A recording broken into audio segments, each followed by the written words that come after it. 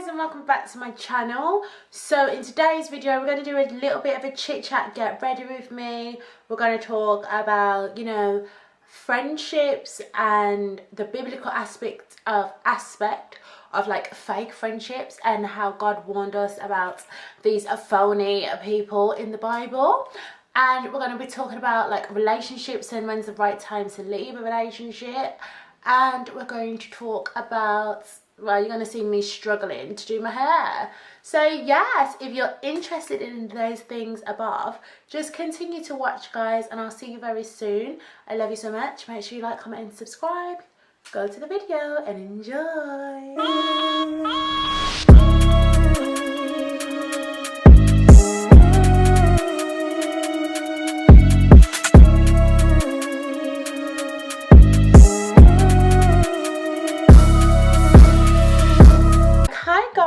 So I have primed the skin and done my eyebrows off camera because it's just very political.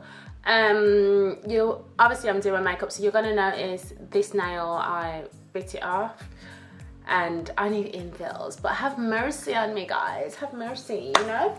But yeah, let's get into the video. We're gonna do this with a chit chat. Get ready with me, let's get into it. The other day, right, I was on my Snapchat and I was having my little rant, right. I was just talking about on Snap, like, weird friendships. Like, as I've said in, well, I said it in my testimony, but I'll say it again now. Like, I have had some really bad trauma from friendships, and I'm telling you, like, sometimes your friends can hurt you more than any boy on this planet can ever hurt you. Because it's like with men, like, you kind of, you don't expect to be hurt, but with all the tales that us girls hear about these men, it's like inevitable that these men are gonna be trash kind of vibes. Do you know what I mean? So, sorry, I got too much concealer on my hands. So it's just inevitable, but sometimes your friends, like, you just don't expect it because you roll with them, you cry to them, you know, you build with them, you, like, you know, you support one another. You just don't expect, like, the weirdness from friends. So I was reading my Bible, you know me, I was reading my Bible and I was reading the story of Samson, my good bro Samson. So I'm reading the story of Samson now, and the way God began to minister to my heart, I was like, wowzers, Jesus, you're really trying to minister, you're really trying to minister to me like that? Okay. So basically, let me give you a lowdown of the story of Samson, because, you know, some of you that are watching this may not be Christians, and some of you may be Christians, but you just don't know the story of Samson. So it's in the book of Judges, and basically Samson, I'll be honest, guys, Samson is my type of man. He was the strongest man in the city. Let me move back a bit. He's the strongest man in the city, right? And not only was he the strongest man in the city, but no one could really have chapter for Samson. Like, if I was born in Samson's day, I do believe Samson would be my man, because he's just like a bit of me, to be honest, if I'm being completely honest. So anyway, so Samson, he was the strongest man in his town, right? And everyone, like, they wanted to know where he got his strength from, because for like his whole life he had this strength. The rulers of that town wanted Samson down because they're a bit jail, like they're thinking, wait, he's really gonna come in our town and run things like this. Now we need to kind of discover where his power is coming from, where his strength is coming from.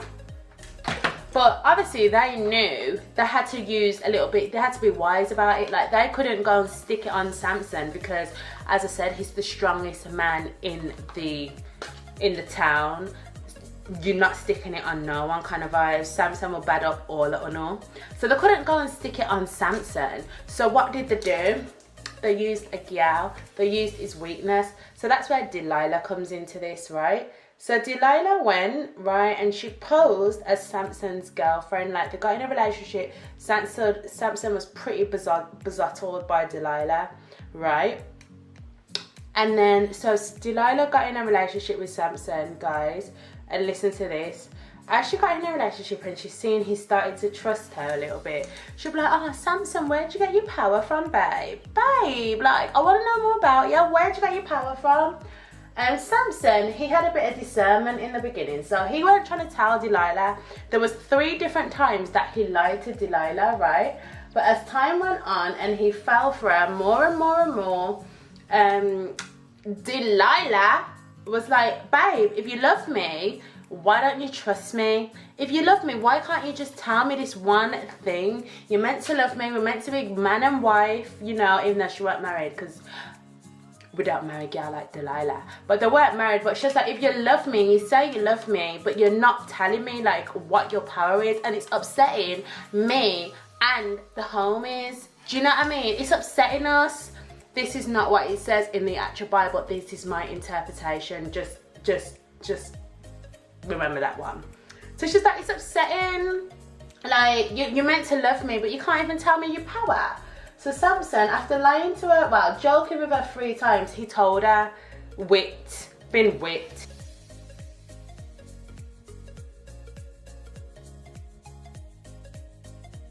Anyway, so he told Delilah, and Delilah's like, yes, bingo, I've got it. So Delilah now, with herself, goes and tells them, she ties up Samson to the, no, she don't. Samson is asleep on Delilah's lap. This is the bit that really hurt my heart, right? Because can you imagine you're sleeping on your girl's lap? To all those in relationships or those that have been in relationships, imagine you're napping with your boo thing and then they've cut your hair. So she's sleeping on his lap, they're napping together. I think in a relationship, when you nap together, that's like the ultimate bonding mechanism. And nap together is beautiful. So when you nap together, so imagine he's in the middle of his nap, doing his little thing, and he wakes up to a madness. All these ops have run up on him. So Delilah, when he was having his nap, I was gonna say my good sis, but we don't mess with Delilah in this household. So what Delilah done, she cut his hair, cut his hair. So obviously she's cut his hair and called the ops. So the ops have got there now, ready to set pace on Samson. And what happens, guys? Samson ain't got his strength, so it's long for Samson. So I was reading this, I was like, oh no, Delilah, why did you do that? And you know what God said to me? He was like, everyone focuses so much on the spirit of Jezebel. Everyone focuses so much on, like, everybody knows about Jezebel. Do you know what I mean? Like, I remember in school, like, the boys come up with a term, Jezzy. And if you was a Jezzy, you was a hoe, basically. Sorry for my bluntness, but if you got called a Jezzy, it was basically you're a hoe kind of vibes. So everyone knows about Jezebel, but nobody talks about Delilah. But to me personally, Delilah is so much more dangerous, and let me tell you why. Because Jezebel, her intentions, like, everyone knows, don't mess with Jezebel. If the men that got lured into Jezebel or whatever, they knew what they was doing. Delilah, dirty Delilah. What Delilah does, ladies and gents, is she comes and she poses as a friend. She'll pose as a boy, your boyfriend, your girlfriend. She comes and she poses, right? Pretends she's all for you. She sits down, she'll listen to you cry. She will make you feel comfortable to tell you your business, just to use it against you. Just to use it against you guys. And to destroy you, basically, to distract you, to take you away from your purpose. God has been telling us from the Bible days about this wicked gal. And when I was like speaking to God and praying to God, I genuinely, but this is not in the Bible. Obviously the story of Delilah is in the Bible, but this is just my little 2 pence on the side. I genuinely, in my heart and soul, believe, listen to me,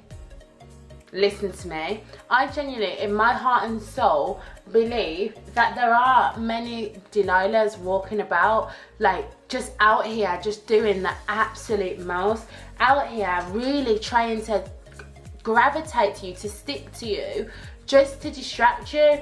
Like, it's crazy how many frenemies people have, I think what we need to understand, and when I realized this, my life changed, that we're actually going through a spiritual war. Whether you like it or whether you don't, whether you believe it or whether you don't, there's a spiritual war. And just like there's God, there's a devil, right? And the devil has all his little brethren, all his little demons working against you, whether you choose to believe that or you don't. It's real and it's happening. Do you know what I mean? 1 minute, guys, because I'm actually just talking and not doing my makeup. So I'm just gonna go in. I know, very random. I'm just gonna go in with this. So yeah, like, whether you know it or whether you don't, like, Delilahs are out here doing the most. God has warned us about these Delilah gal, about these Delilah people, about the spirit of Delilah from the story of Samson. And people will say, oh, it was a woman, and you know, women are coming to entice men and steal their purpose. Delilah is a spirit. Delilah is, in the Bible, she's a woman, right? But in the spiritual realm, I believe it's just a demon that it attaches to itself to people. But I don't want to get into that, don't want to get to political. Jesus, you know, cover me in the blood of Jesus right now. But yeah, so when I read that story, I was like, yo, like, it's actually crazy. Like, it's so crazy, like, what we're against, kind of thing. But just bear with me, guys. I'm just gonna do my eyeliner and then I'll be back, okay? Because I know I'm not gonna be able to talk and do it, so bear with me. There will be some people in your life that don't have the best intentions for you, that, you know, will see you doing well, or will see you from a distance, or you don't even have to have material things. It could just be your personality or your lingo or the way you say certain things, you know, or you even journey with God. Like, it could literally be anything.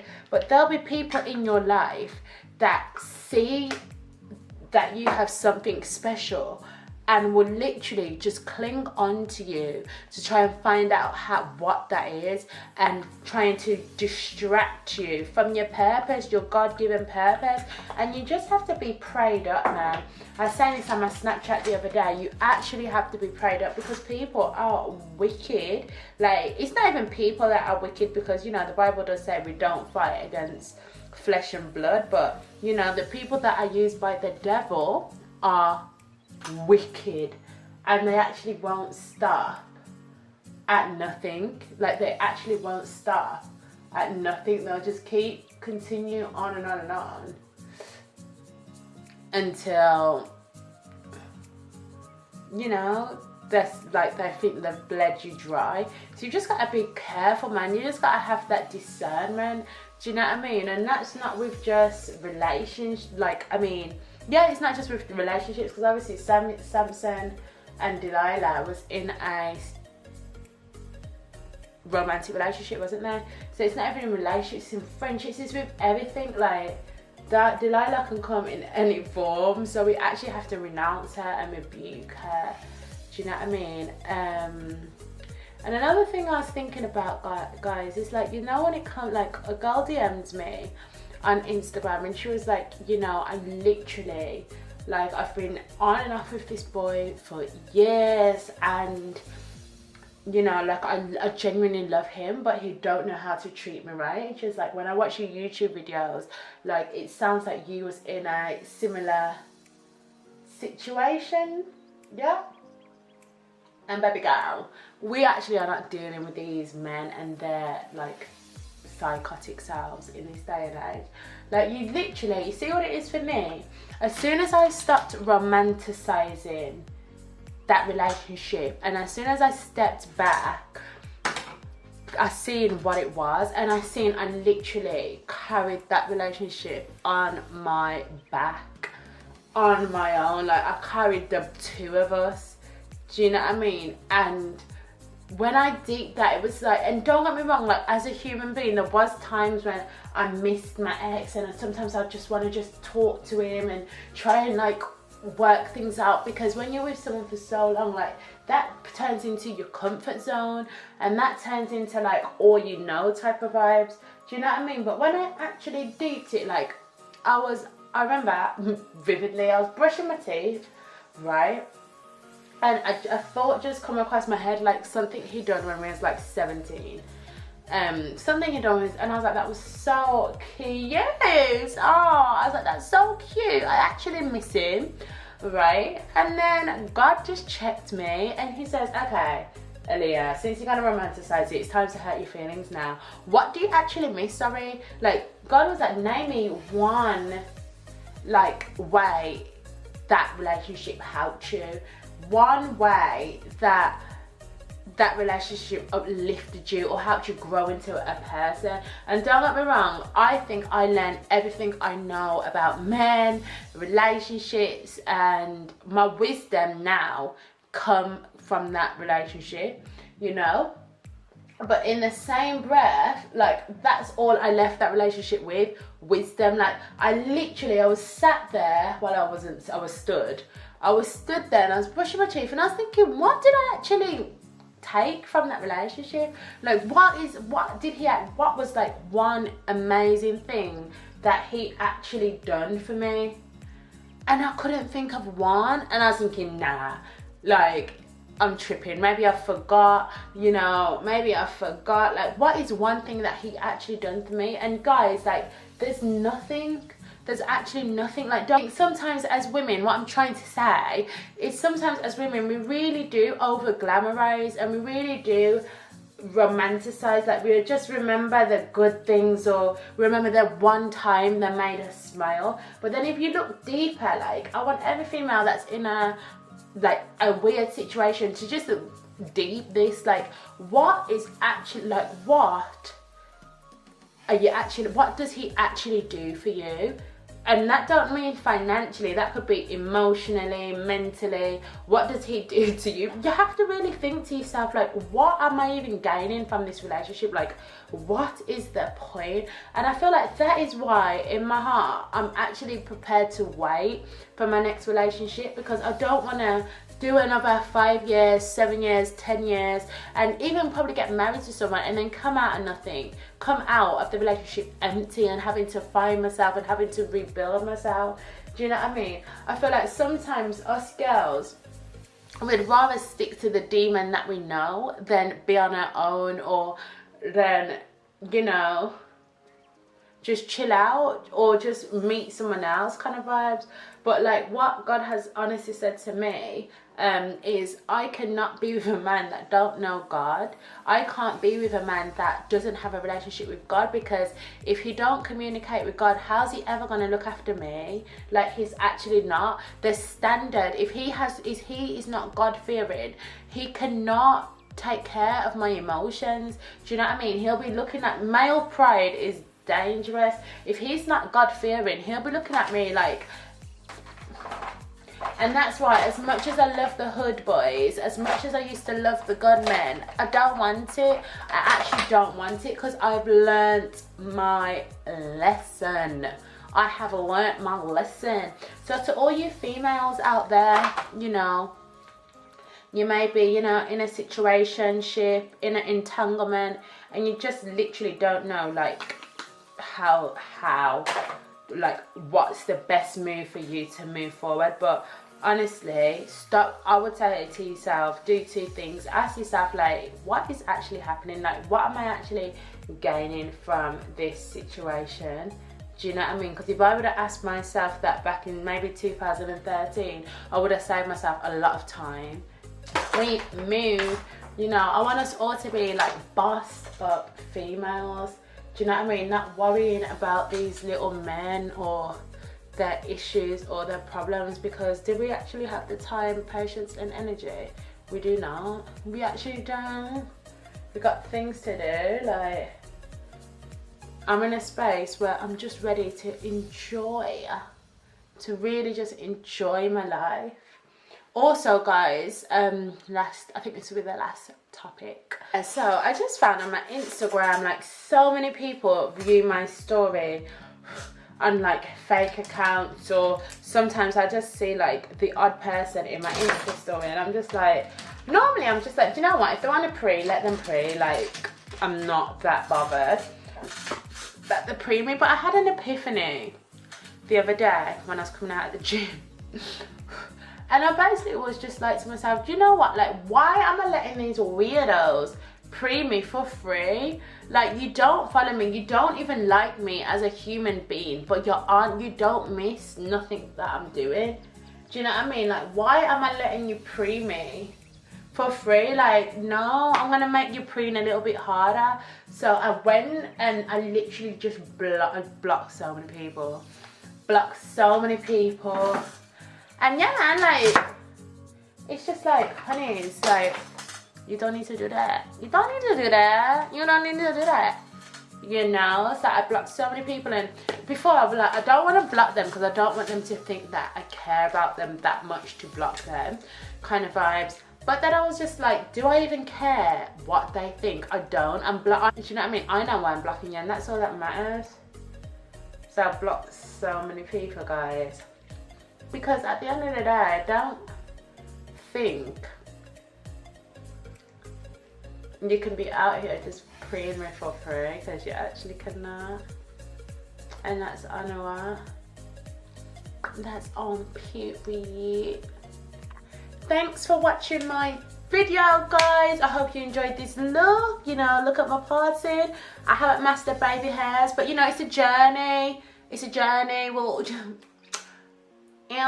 this time next month, I'm gonna be a pro at baby hairs. I'm gonna keep speaking positive. Keep speaking positive. That is the motto. And yes, I will see you all very soon. I love you all very much. Bye, angels.